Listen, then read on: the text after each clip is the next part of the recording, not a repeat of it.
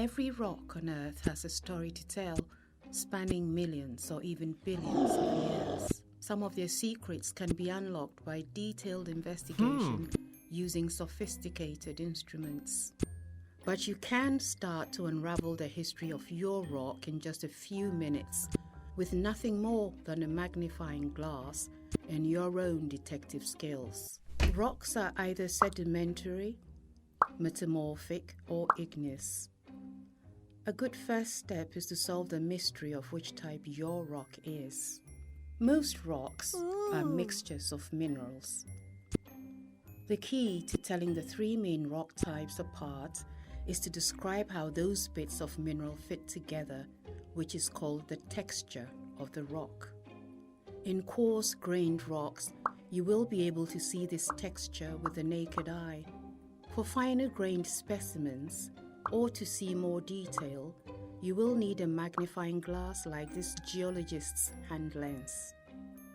The garage string is to hang the lens around your neck, so it's always handy.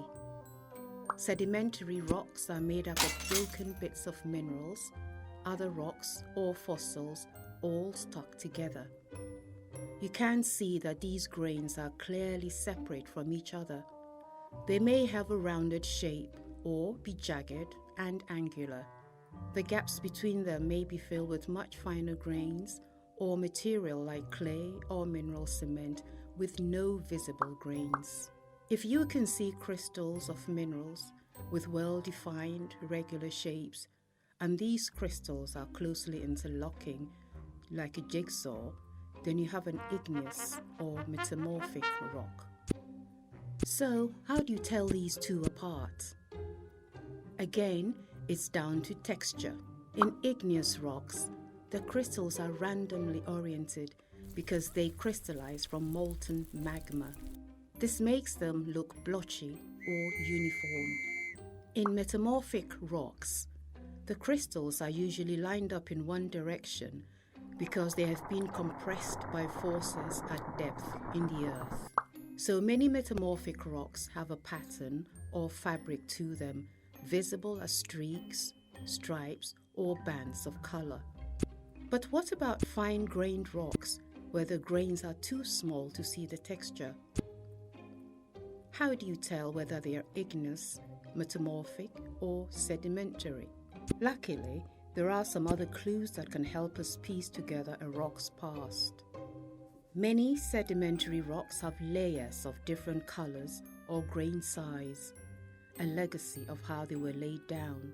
If you find a fossil, the remains of a creature that lived long ago, then it will be entombed in a sedimentary rock. Also, many sedimentary rocks are softer and look less shiny than crystalline igneous and metamorphic rocks. You cannot tell a rock type by its color alone, but certain colors can be used to infer a rock's chemistry. For instance, reddish tints usually betray the presence of iron oxide. You can use other senses to gather clues as well. Weigh a rock in your hand to judge how dense it is. Are the mineral grains hard enough to scratch steel, or softer than a fingernail? And how does the rock feel to the touch?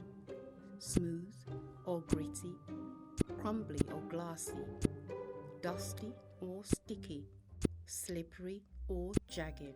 Smell can carry hints of sulfur or oil, but it's probably best to stop short of taste.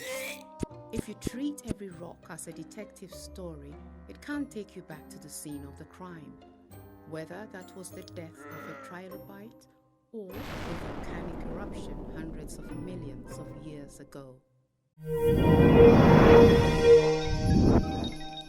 Get more from the Open University. Check out the links on screen now.